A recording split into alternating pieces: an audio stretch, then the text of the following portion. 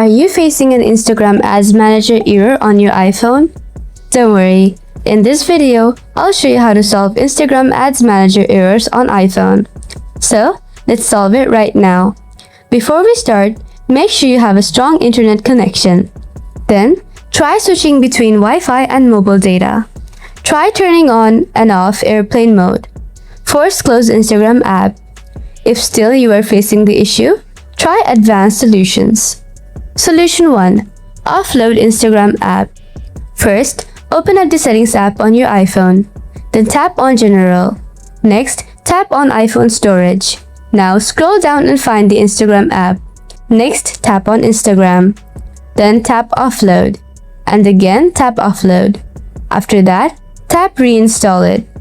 Now go ahead and try to run ads again. Solution 2. Check for billing blocks. Go to the Instagram app again. Then tap on the profile icon below. Next, tap on the 3 lines icon from the top right corner. Now scroll down a little bit.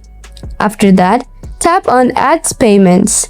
Next, tap on Billings and Payments. Here, check for an amount due.